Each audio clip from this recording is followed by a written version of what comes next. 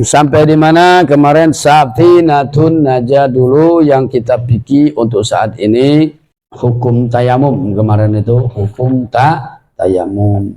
Kenapa harus ada hukum tayamum? Karena ada syarat, karena ada rukun. Kalau tidak diberi contoh bagaimana tayamum ketika kita di perjalanan, tadi sudah dijelaskan pada kekurangan daripada air, tak ada air, memang benar tak ada air, itu boleh tayamum. Wong sakit, yang sakit benar-benar sakit, kalau masih demam masih bisa ngambil wudhu, tidak masalah. Terus itu air yang diperlukan itu untuk memberi minum makhluk hidup yang dimuliakan yang sedang kehausan, misalnya itu tidak ada air, air cuma ada air yang keperluan itu untuk memberi makhluk hidup yang dibutuhkan, maksudnya seperti itu, boleh tayamum. Orang kafir hardi, itu orang kafir hardi yang keempat, yaitu orang yang tidak melakukan perdamaian dengan kaum muslim, atau orang yang zalim lah, maksudnya orang jimi al-mu'ahad, orang yang meminta jaminan mereka itu orang darahnya yang terlindungi. Yang kelima itu air anjing galak, yaitu anjing yang melukai atau membunuh dan berburu. Keenam adalah babi meskipun tidak galak. Nah, itulah yang kita jalani kemarin tentang bagaimana jika hal tersebut dari seorang hendaknya ia diajak bertobat, ia bertobat dengan kembali kepada Islam, kita menjauhkan diri darinya, jika bertobat maka dihukum mati. Sebelum sudah saya ingatkan bahwa tidak setiap ahli fikih terlebih lainnya punya kelayaan dalam menetapkan hukum murtad. Ini kita jelaskan kemarin. Bagi yang mendapatkan taufik hendaknya ya hati-hati masuk pintu berbahaya ini dan seyogyanya menyerahkan urusan ini kepada pakarnya. Maka jelas-jelas di sini wong yang hukum tayamum kita jelaskan kemarin. Bahwasanya pertama tidak ada air, ya sudah jelas kemarin. Kedua yang sakit, ketiga airnya diperlukan untuk memberi minum makhluk hidup yang dimuliakan yang sedang yang kehausan.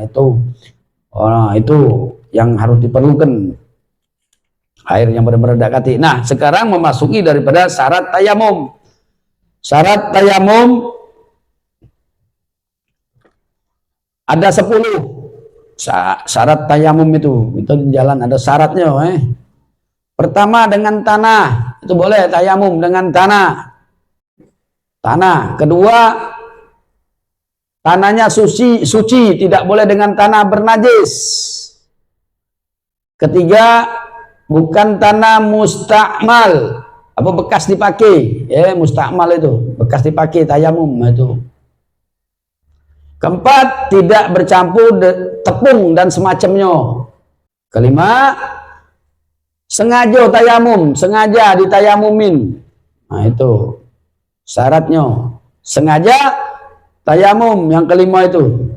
Yang keenam, membasuh wajah dan kedua tangan dengan 2 kali tepukan tanah.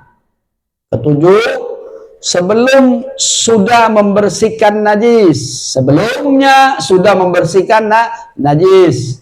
Kedelapan, sebelum sudah berikhtiar atau menentukan arah kiblat. Kesembilan, sudah masuk waktu sholat. Kesepuluh, 1 tayamum untuk 1 sholat fardu. Ana ulangi lagi. Yang pertama, syarat tayamum apa? Dengan tanah. Kedua, tanah yang suci, tidak boleh tanah bernajis. Ketiga, bukan tanah mustakmal. Keempat, tidak bercampur tepung atau semacamnya lah. Kelima, sengaja tayamum, disengaja. Sengaja ya. Yang keenam, membasuh wajah dan kedua tangan dengan 2 kali tepukan tanah. Ketujuh, sebelum sudah membersihkan najis. Sebelumnya sudah membersihkan najis badan. Kedelapan, sebelumnya sudah berikhtiar menentukan arah kiblat. Kesembilan, sudah masuk waktu sholat. Kesepuluh, 1 tayamum untuk 1 sholat fardu. Yang pertama kita bahas dengan tanah. Tanah itu berdebu dengan yang menempel di anggota tayamum, apapun warnanya, dan meskipun berupa pasir atau campuran seperti dengan atau cuka atau kering, meskipun debu tanah itu di atas pakaian atau dinding, maka sudah cukup untuk bertayamum dengannya. Maksudnya sudah cukup.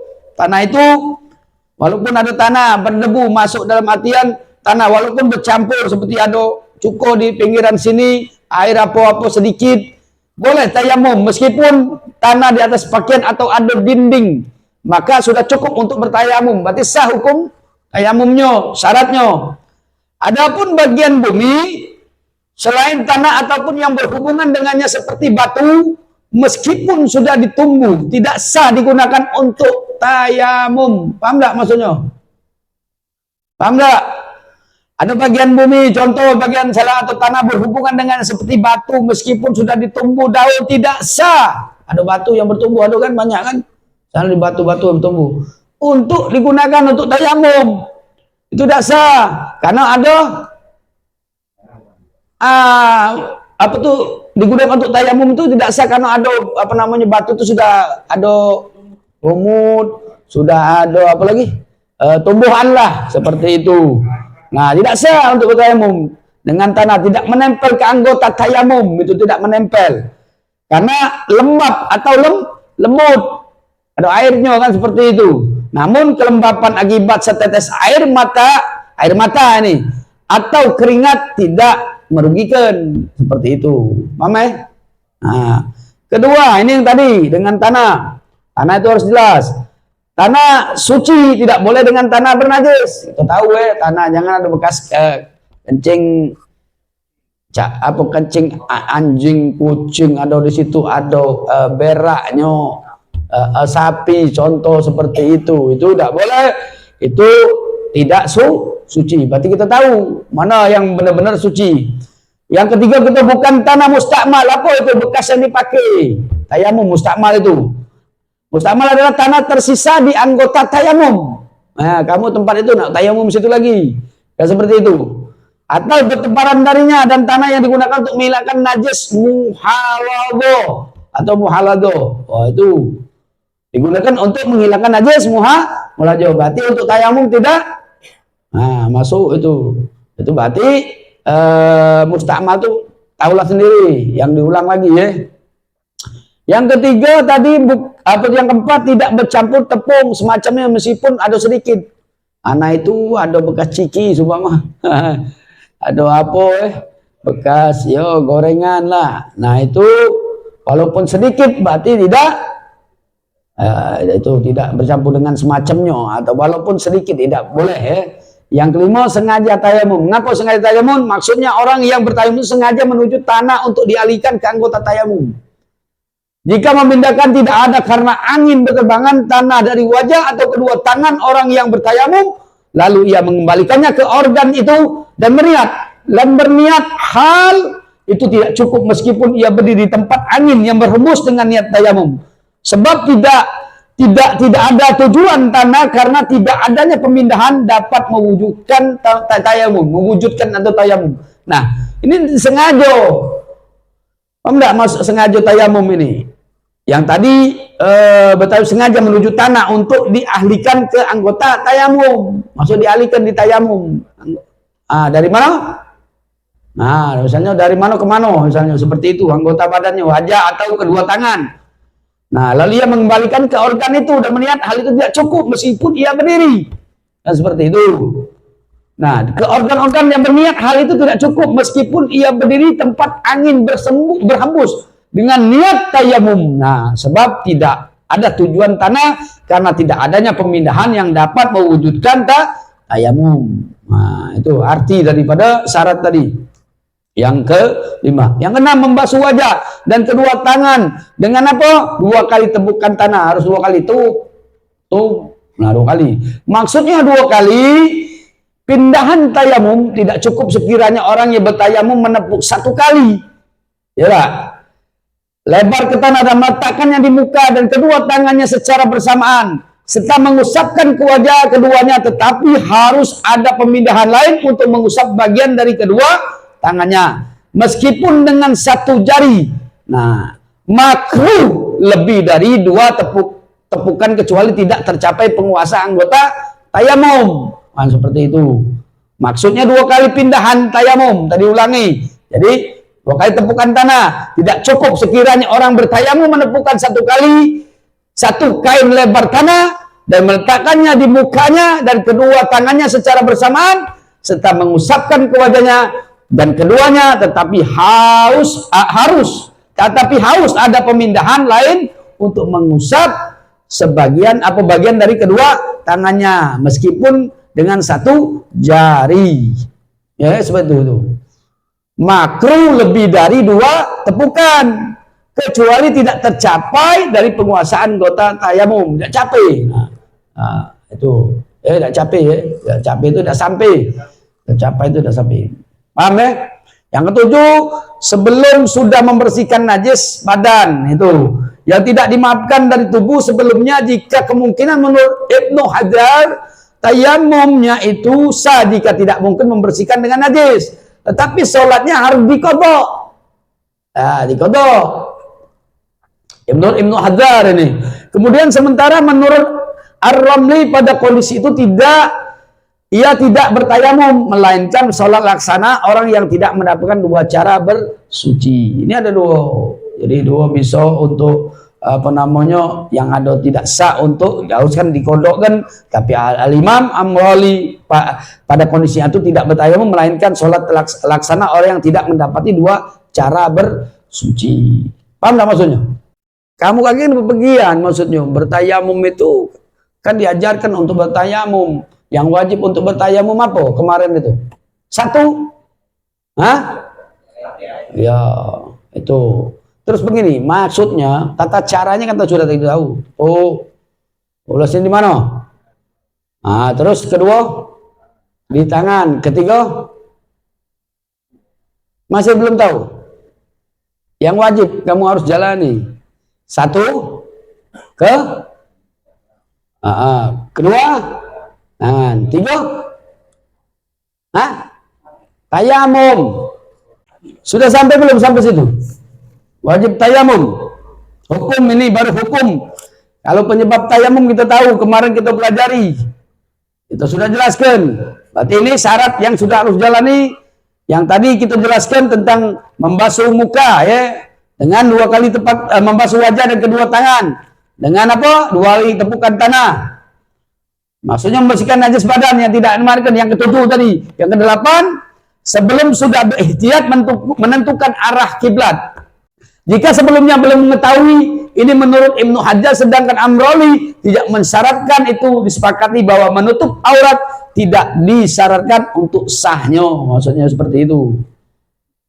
Ya, yang ke-8 maksudnya sebelum sudah berihtiyat menentukan arah kiblat.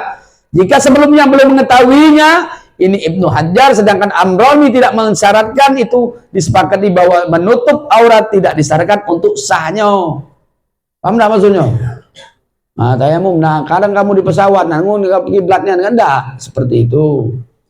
Ya. Itu yang tidak ada air. Yang 9 sudah masuk waktu sholat. Maksudnya waktu sholat di mana bertayamum untuknya? Tidak sah seorang bertayamum untuk zuhur sebelum bergesernya matahari. Sedangkan kalau bertayamum contohnya pada waktu duha untuk mengqadha sholat fajar, tetapi ia tidak melaksanakan sholat sampai bergesernya matahari, maka hendaknya ia sholat zuhur dengan tayamum. Itu sebabnya ia tidak bertayamum untuknya sebelum waktunya, tetapi ia bertayamum untuk sholat fajar. Ini sah dan tidak ada sesuatu apapun yang membatalkannya. Sebagai contoh, jika seorang sholat zuhur dengan tayamum tersebut, ia wajib mengqadha sholat fajar dengan tayamum lain. Itu jangan kaget dicampur adukan. Bukan kita banyak air, ini bertayamum, beda. Tayamum itu sholatnya apa? Tayamum. Seperti itu ya, sebelum bergeser. Yang 10 tayamum untuk sholat fardu, baik sholat yaitu sholat wajib dan nazar atau tawaf. Adapun yang selain fardu ain seperti sholat jenazah dan sunnah dibolehkan dengan 1 tayamum sesukanya setai fardu. Paham ya? Itu yang ke-10. 1 tayamum untuk sholat fardu ain, baik sholat yaitu sholat wajib dan nazar atau tawaf. Adapun selain fardu ain seperti sholat jenazah dan sunnah dibolehkan dengan 1 tayamum. Kalau sunnah maksudnya itu boleh 1. Sholat jenazah itu kan sunnah ya. Berarti sesukanya disertai fardu ain. Rukun tayamum itu, rukun tayamum ada 5. Berpindahnya tanah, maksudnya memindahkan dari bumi atau dinding. Ini harus paham. Ini masih jelas di pelajaran tayamum. Rukun tayamum ada 5. Pertama, pindahnya tanah. Pindahnya tanah. Maksudnya memindahkan dari bumi atau dinding. Contohnya ke anggota yang diusap. Ya, memindahkan. Nah, itu seperti itu. Ya, jangan disitulah maksudnya. Maksudnya memindahkan dari bumi atau dinding. Contohnya ke anggota yang diusap. Itu. Yang kedua, niat. Pasti niatnya harus tahu. Niat itu penting. Ini hukum daripada rukun tayamum. Tayamum. Niat wajib menghadirkannya saat memindahkannya tanah dan tetap menghadirkannya sampai mengusap wajahnya. Menurut Ibnu Hajar, kalau niat terlupakan sebelumnya mengusap wajah, maka niat itu batal. Ini berbeda dari pendapat Ar-Ramli. Menurut jika ia mengulangi lalu menghadirkan niat saat mengusap wajahnya, maka itu sudah cukup. Nah, seperti itu. Tata cara meniat untuk diperbolehkan sholat atau tawaf atau menyentuh mushaf dan sebagainya, itu boleh. Niat itu. Tata caranya meniat untuk diperbolehkan sholat, niat tayamum itu, atau tawaf, atau menyentuh mushaf atau kitab Al-Quran apapun itu dan sebagainya. Tingkatkan niat. Pertama, niat untuk diperbolehkan melaksanakan fardu sholat al-iniyah dan fardu tawaf, boleh niatkan. Kedua, niat untuk diperbolehkan melaksanakan sholat jenazah atau sunnah atau sholat mutlak tanpa penentuan. Ini niat yang termasuk rukun tadi. Yang rukun ini ada 5. Pertama, pindahnya tanah. Oke, rukun kedua niat. Ketiga, mengusap wajah. Keempat, mengusap tangan hingga siku. Kelima, berurutan di antara 2 usapan. Itu tadi yang kita jalani, rukun. Yang tadi, yang caranya itu rukun tayamum. Yang pertama, berpindah tanah. Yang kedua, niat. Ketiga, mengusap wajah. Keempat, mengusap tangan dan siku. Kelima, berurutan di antara 2 usapan. Mana? Tayamum. Sudah pernah tayamum belum? Kalau yang pergi umroh, pergi haji, ataupun di jalan yang dekat air, itu biasanya galak tayamum. Sudah paham Tadi rukun tayamum pertama berpindahnya tanah, yang pertama, kedua niat, ketiga mengusap wajah, keempat mengusap tanah hingga siku, kelima berurutan di antara 2 usapan. Nah, itu sudah paham berarti caranya tadi itu. Muka, terus tangan. Yang ketiga udah kan? Berurutan seperti itu. Berurutan 2 usapan.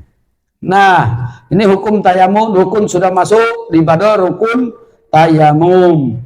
Nah, ada pembatalan tayamum di sini terakhir. Pembatalan tayamum ada 3. Pertama, semua yang membatalkan wudhu. Semua yang membatalkan wudhu.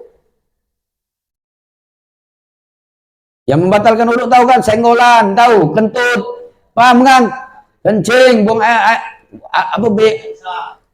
buang air besar, BAB, BA. Kalau orang buang air kecil apa? BAK. Buang air kecil. Itu membatalkan. Taulah hukum daripada yang membatalkan wudhu. Kedua, murtad atau murtad.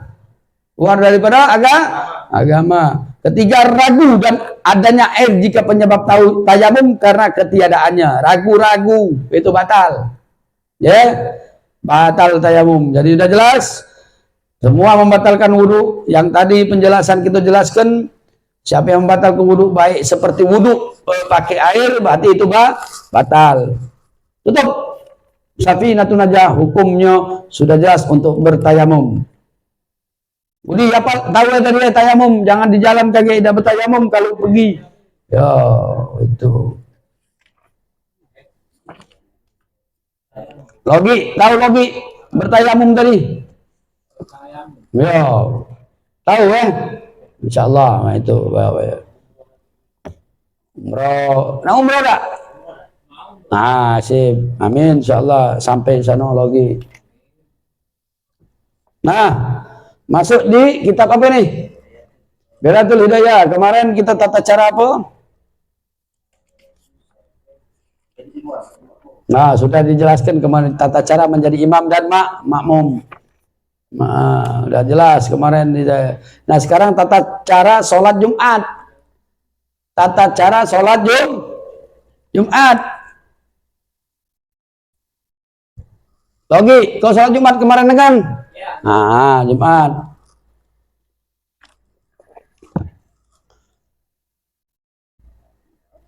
Nah, sesungguhnya hari Jumat adalah salah satu hari raya orang Islam. Orang Islam.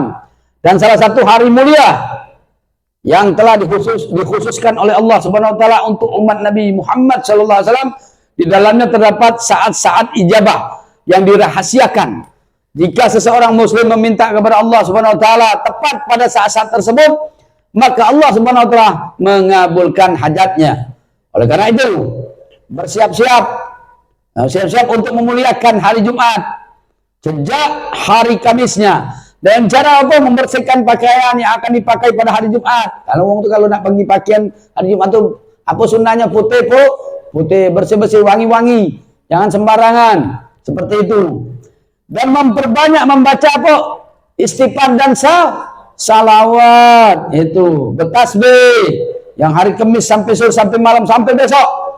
Waktu tersebut keutamaannya sama dengan keutamaan hari Jumat kalau hari Kamis itu dijalankan. Ada surat Al-Kahfi kalau dia pada saat di malam ataupun di Jumatnya itu kan dilakukan. Kadangkala bukannya kita tidak galak melakukan surat-surat yang seperti itu atau salawat ataupun istighfar, tetapi untuk meningkatkan kita menjadi orang yang beriman, menambah daripada mengingat Allah. Nah, itu seperti mengingat Nabi Muhammad SAW. Nah, itu niat untuk melakukan puasa. Puasa apa? Kamis, sekarang Senin Kamis kan seperti itu. Itu kadang-kala sunnah orang yang menjalankan daripada puasa sunnah hari Kamis. Nah, harus disambung kalau memang mau. Kadang-kala orang itu galak nyambung. Nah, karena di dalam hadis dan terdapat keterangan bahwa menghususkan hari Jumat dengan puasa hukumnya makruh. Kalau hari Jumat, kalau sunnah berarti hari Kamis. Hendaknya apa? Ketika nak masuk Jumat, mandi dulu sebelum daripada sholat. Karena mandi pada hari Jumat adalah sunnah yang ditekankan atas setiap orang yang sudah baligh. Kemudian berhiaslah, berpakailah dengan pakaian putih. Karena warna itu lebih disukai oleh Allah Subhanahu wa taala.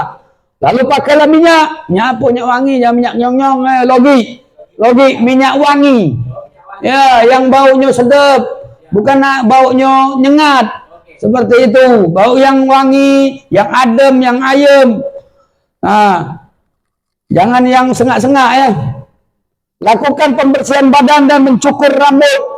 Nah, seperti itu. Kepalanya dicukur kalau panjang. Kumisnya dicukur. Mengerik bulu ketiak dan sebangsanya lah. Itulah bulu-bulu. Memotong kuku. Pakai siwak. Dan menggunakan semua jenis kebersihan atau keharuman yang lainnya. Bergegaslah ke masjid. Jangan sholat dawian kalau hari Jumat itu. Berjamaah, berjalan, menuju ke masjid dengan rasa apa?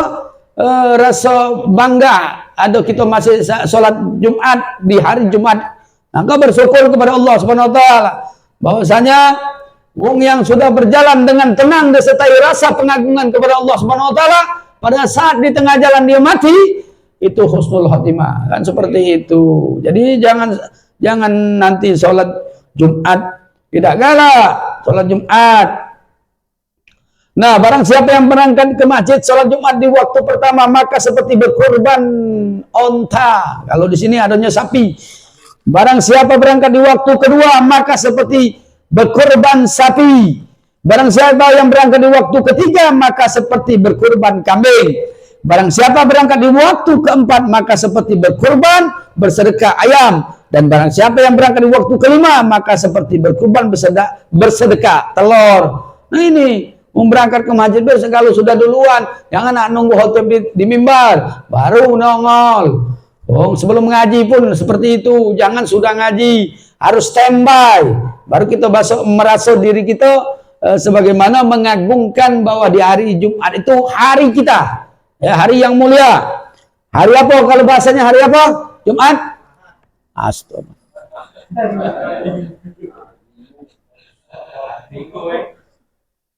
Hari apa? Ayo hari raya boleh, hari raya Islam. Jumat, apalagi hari apa? Mas Anda tahu seringkali setiap hari Jumat itu disebutkan. Mas Anda tahu? Hah? Penghulu hari. Ya itu bahasa Indonesianya, penghulu hari. Di dalam hadis yang lain beliau bersabda, "Fa'iza hayrazal imamu tuwiyati syuhufu warafi'atil aqlam wajtama'atil malaikatu indal mindara yastami'u nadikri atau nazikri. Artinya ketika imam dan khotib telah naik, maka buku catatan amal telah ditutup. Maka jangan nunggu khotib datang. Karena amal telah diangkat dan para malaikat berkumpul di dekat mimbar. Mereka mendengarkan nasihat. Nah, ini disebutkan. Maka jangan ketika belum ngaji lah datang, sampai cepat kelah datang ke sana. Jangan pada saat dekat rumah, mentang-mentang dekat rumah, khotib lah naik mimbar. Gimana lagi? Maka buku catatan amal telah ditutup. Nah, banyak orang kadang khotib itu kaget masih sebentar lagi. Alhasil amalnya tidak dapat, telah ditutup karena amal telah diangkat dan para malaikat berkumpul di dekat mimbar. Mereka mendengarkan nasihat-nasihat dan berhubung yang khutib. Disebutkan pula dalam riwayat sesungguhnya manusia di dalam melihat Allah Subhanahu wa taala saat di surga. Kedekatan mereka dengannya akan sesuai dengan bergegasnya mereka untuk sholat Jumat. Berarti antara sholat Jumat kita nak selalu dekat mereka mengagungkan Allah Subhanahu wa taala. Setelah engkau masuk masjid, maka ambillah barisan pertama. Nah, jangan di belakang. Banyak orang di belakang. Barisan pertama. Maka disuruh ke depan duluan. Yang beruntung, yang paling ke depan itu. Akan tetapi jika telah penuh, nah ini beda lagi. Dan jamaah telah berkumpul, maka janganlah melangkai pundak mereka dan jangan lewat di depan mereka. Seperti itu. Cak sok-sok nak ke depan. Nah, minta amal yang banyak. Padahal kalau terlambat. Seperti itu. Yang sedang sholatlah di dekat di tembok atau di dekat tiang agar mereka juga tidak lewat di depanmu dan jangan duduk sebelum melakukan sholat apa tahiyatul masjid. Berapa rakaat? Logi tahiyatul masjid ketika nak masuk masjid sholat tahiyatul masjid sunnah 2 rakaat. Apa bacanya? Sholli sunatan tahiyatul masjid. Rakaat ini jangan arba'ah. Ya. Bukan fardu, sunatan, sunnah. Nah, itu.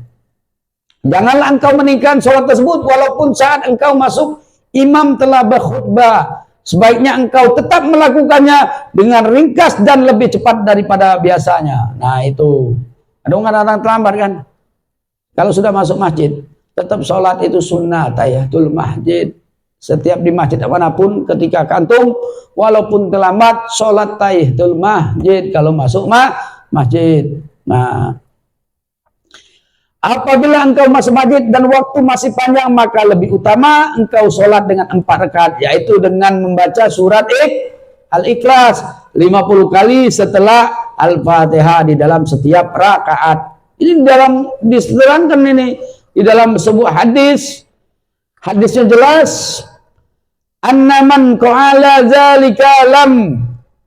Nah, ini boleh catat atau tidak boleh. Ini apabila engkau masuk masjid dan waktu masih panjang, maka lebih utama engkau sholat dengan 4 rakaat, yaitu dengan membaca apa? Surat Al-Ikhlas. Berapa kali? 50 kali setelah Al-Fatihah. Tapi jangan Al-Ikhlas langsung setelah Al-Fatihah. Setelah Al-Fatihah di dalam setiap rakaat. Diterangkan di dalam sebuah hadis di sini. Innaman fa'alla dzalika. Udah pelan ya. Inna atau annaman anaman, boleh anaman. Fa'alla dzalika lam yamut, lam yamut hatta yarfaq adahu, yarfaq adahu minal jannati au yura lahu. Ana ulangi, annaman fa'ala dzalika lam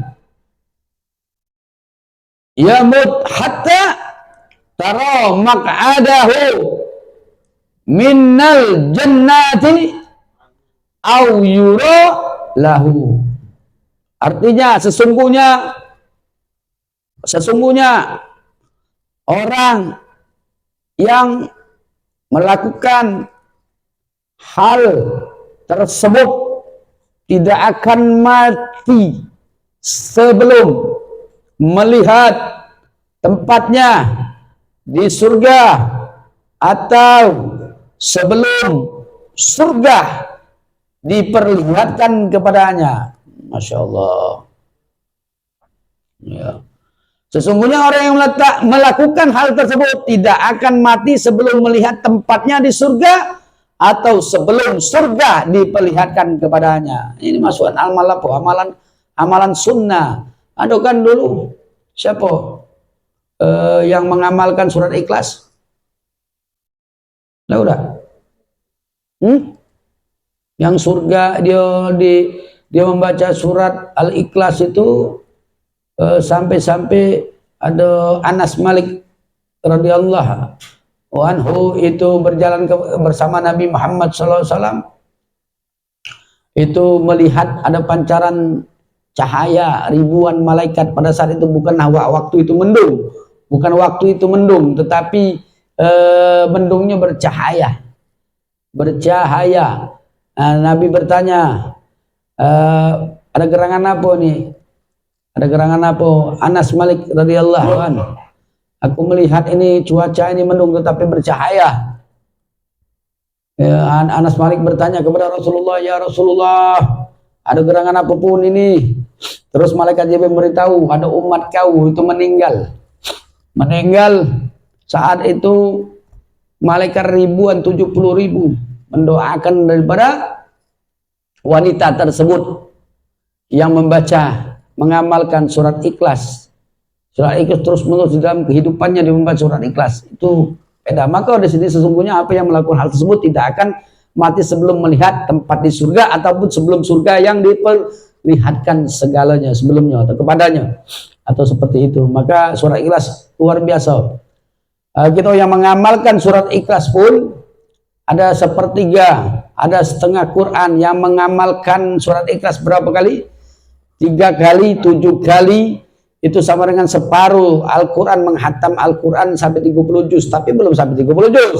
Itu seperti itu maksudnya. Ada seperempat Quran yang 30 juz itu kamu baca dengan membaca surat Ikhlas sampai berapa kali? 7 kali atau 9 kali atau 11 kali. Seperti itu faedah. Maksudnya surat Ikhlas itu amalan yang luar biasa.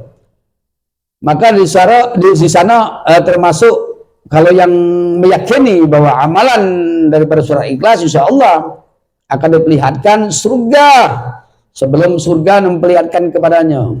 Seperti itu, surga atau sebelum surga diperlihatkan kepadanya. Terus hadis yang jelas sahih. Maka termasuk amalan sunnah pula dalam rakaat tersebut engkau membaca surat apa? Yaitu surat Al-An'am di rakaat pertama, surat Al-Kahfi di rakaat kedua, atau surat Toha di rakaat ketiga, dan surat Yasin di rakaat keempat. Jika engkau tidak mampu, bacalah surat Yasin, surat Ad-Dukhan, surat As-Sajadah, surat Al-Mulk. Jangan meninggalkan membaca surat-surat tersebut pada malam Jumat, karena terdapat pahala besar di dalam pembacanya. Barang siapa yang tidak membaca dengan baik, maka hendaknya memperbanyak bacaan surat Al-Ikhlas tadi. Memperbanyak pula membaca sholawat pada baginda kita Muhammad Sallallahu Alaihi Wasallam. Itu terutama di hari Jumat itu penting sekali. Kenapa hari Jumat itu tadi? Itu tadi penghulu hari. Nah di sini, jika imam berdiri dan telah naik mimbar, maka selesaikanlah sholat dan pembacaan Al-Quranmu dengan segera, apalagi sekedar pembicaraan atau obrolmu. Sibukkanlah dengan menjawab azan, kemudian dengarkanlah khutbah dengan penuh perhatian, dan janganlah berbicara di saat khutbah disampaikan, karena diterangkan di dalam hadis, anna man qala li sahibihi. Boleh catat ini. Dalam hadis, wong yang banyak ngobrol. Kalau lagi sholat jam jangan ngobrol. Ya, betul. Anna man qala li sahibihi wal imamu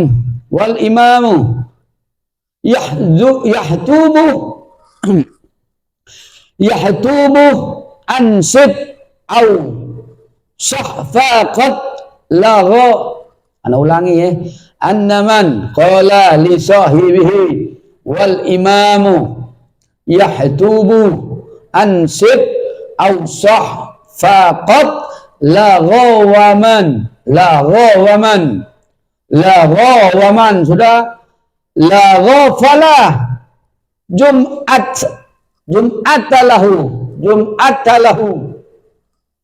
jum'atalahu annama man qala li sahibihi wal imamu yahtubu ansib au sahfaqat laghawa man laghafala jum'atalahu.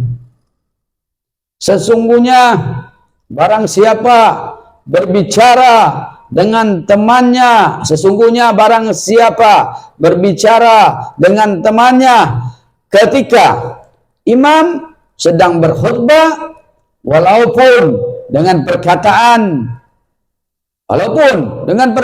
diam, kata-kata diam, sumpama seperti itu, maka dia telah berbuat sia-sia, dan barang siapa yang main-main maka tiada Jumat baginya ataupun Jumatan baginya. Nah, ulangi, sesungguhnya barang siapa berbicara dengan temannya ketika imam sedang berkhutbah, walaupun dengan perkataan ataupun ngomong tadi seperti diam, jangan, maka dia telah berbuat sia-sia. Dan barang siapa yang main-main maka tiada Jumatan baginya. Tidak hari Jumat, berarti percuma sholat Jumat tadi. Kan seperti itu. Ini ya Jumat, kajian Jumat. Tidak boleh ngomong itu Jumat itu, apalagi ngomong perkara diam, mau lagi ngomong diam ke baik. Tidak usah kau ajak ngobrol itu. Ya talak ke. Kemudian lakukan sholat dengan mengikuti imam. Jika telah selesai sholat Jumat, sebelum berbicara bacalah surat Al-Fatihah, surat Al-Ikhlas, surat Al-Falaq, dan surat An-Nas. Masing-masing berapa kali? 7 kali. Dengan amalan ini Allah akan menjagamu sampai Jumat yang berikutnya dan dapat membentengi dirimu dari setan. Kenapa diturunkan? Maka di sini, ya Allah, setelah itu kita minta doa kepada Allah apa? Zat yang maha kaya, wahai Zat yang maha terpuji, wahai Zat yang maha mulia, wahai Zat yang maha mengembalikan, wahai Zat yang maha penyayang, wahai Zat yang maha mencintai, jadikanlah aku merasa cukup dengan rezeki halalmu yang kau berikan kepadaku, agar aku jauh dari yang haram. Jadikanlah aku merasa cukup dengan taat kepadamu, agar aku tidak bermaksiat kepadamu. Dan jadikanlah aku merasa cukup dengan pemberianmu, agar aku tidak membutuhkan selain kepada Zat-Mu. Nah, itu lakukan sholat seperti itu. Nah, ketika sudah sholat Jumat, apa sih yang kita lakukan? Pendek biar tahu. Kemudian lakukan sholat sunnah ya sunnah. Apa sholat Jumat apa? Dengan 2 rakaat. Sebelum sholat sunnah Jumat juga ada. Kemudian lakukan sholat sunnah setelah Jumat juga dengan 2 rakaat. Boleh juga dengan 4 atau 6 rakaat. Boleh juga dengan 4 atau 6 rakaat dengan cara 2-2. Paham tidak maksudnya? Bukan langsung 4, langsung 2-2. Semua cara itu berdasarkan amalan daripada Rasulullah SAW dalam tempat yang berbeda-beda. Kemudian tetaplah untuk ikhtikaf di masjid sampai datangnya waktu maghrib kalau mampu. Kadang-kadang seperti itu, kalau mampu sampai ke maghrib, sampai ke isya. Supaya apa? bisa jadi engkau yang istiqomah, mendapatkan dalam keadaan engkau yang khusyuk, berdoa kepada Allah untuk mendakan dari hati kita. Ini kebanyakan itu banyak apa tilawatil Quran, semua seperti itu. Kalau di masjid itu banyaklah banyak ibadah. Nah, ini bentar lagi kita akan masuk Ramadan, tapi masih bulan Rajab. Ini ada masukan nanti tata cara puasa untuk minggu depan. Seperti itu. Habis stop di sini Baidatul Hidayah. Kita masuk usul fikih sedikit lagi jam 11. Jam 11 lama nih. Usul fikih. Apa masuk usul fikih kemarin? Nah, masuk puasa juga ini. Masuk puasa, syarat-syarat wajib puasa. Oh, sedikit tidak apa-apa. Ya, sedikit tidak apa-apa kan? Syarat wajib puasa yang pertama Islam, baligh, berakal, mampu berpuasa, kan seperti itu. Kemarin sudah jelas kalau salah, ya. Kenapa disuruh kita puasa? Penjelasan secara mutlak. Dasar wajibnya puasa adalah firman Allah ini, mustahil katanya diperintah oleh Allah Subhanahu wa taala. Ya kan? Ya ayyuhalladzina amanu, ya ayyuhalladzina amanu kutiba alaikumul kama kutiba alal ladzina min qablikum la'allakum tattaqun. Nah, hai orang-orang yang beriman, diwajibkan atas kamu berpuasa sebagaimana diwajibkan atas orang-orang sebelum kamu agar kamu bertakwa. Ini wajib puasa supaya kita jadi orang yang takwa. Mudah-mudahan kita tergolong orang yang selalu mengikuti pelajaran agama, pelajaran Allah, pelajaran perintah Allah, pelajaran tuntunan Nabi Muhammad SAW. Semoga kita banyak belajar. Mudah-mudahan kita menjadi orang yang dipilih oleh Allah, dipilih Rasulullah. Mudah-mudahan yang bermanfaat, maslahat untuk dunia maupun akhirat. Amin amin ya rabbal alamin. Wal taufiq wal hidayah. Ahlul kalam. Wassalamualaikum warahmatullahi wabarakatuh.